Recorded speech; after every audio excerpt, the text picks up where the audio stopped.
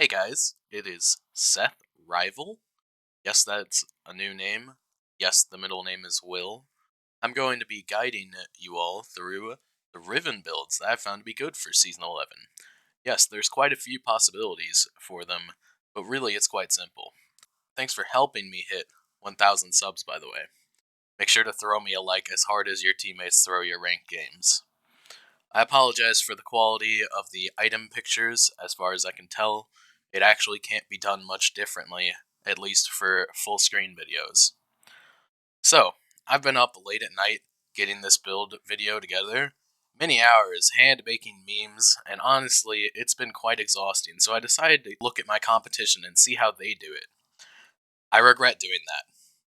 I see that they just kind of do a super conventional build and comply to all the standards, and that's kind of boring.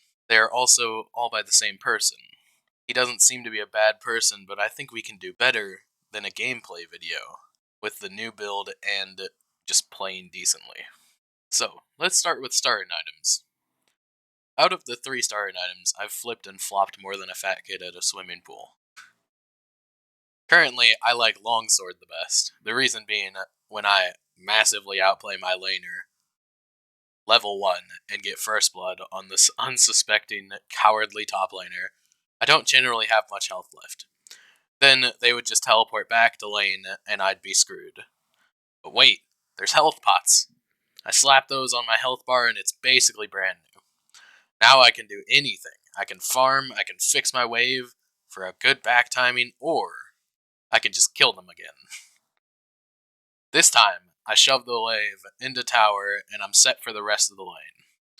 Now, as for my choice in boots, I get Lucidity boots because they're cheap.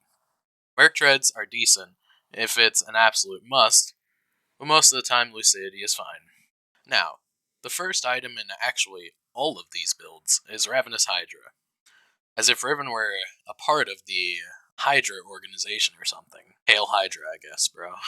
Alright, for your second item, there are tons of choices. The first 2 of which are Gore Drinker and Divine Sunderer. Gore Drinker is strong when you're able to be low on health for a long time and you don't need Armor Pin. Divine Sunderer gives you Armor Pin and chunks with its Spellblade for max % health damage. This is incredibly strong against Scion and similar champions like Kled that stack health. The second option for your second item is some type of lethality. My favorite is Eclipse. Some people are even so obsessed with Leapfrog and dash bashing people that they go for Prowler's Claw. Others are so edgy that they want to literally disappear for 1.5 seconds. It's honestly just preference at this point.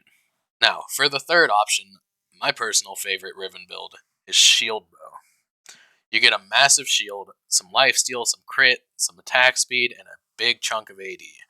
What more could you want? You already have a bit of ability haste, and it's only going to get better from here on out. If I'm ahead enough when I get Hydra to not take too long getting Shield Bow, I become the strongest person in the game for the rest of the game. The third item for literally every build is Death Dance. Yes, after all this, there is no option for this item. I could basically pull an Oprah with this. The refresh ability is absolutely incredible, and there's just nothing that can beat it. Alright, I'm going to show you the full builds now, and do my best to explain the remaining items quickly.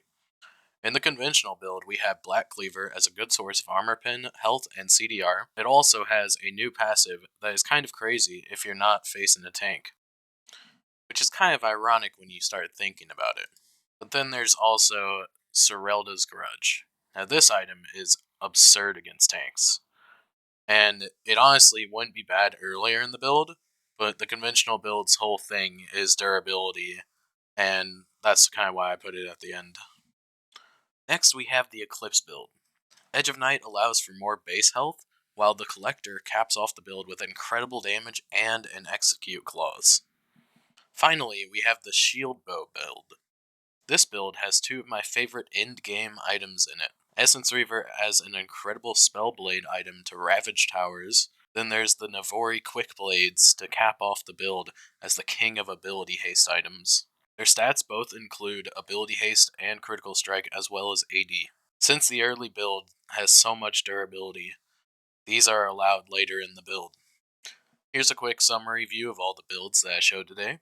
Remember, the earlier options can be exchanged for their respective second items. Pause the video if you'd like to get a screenshot.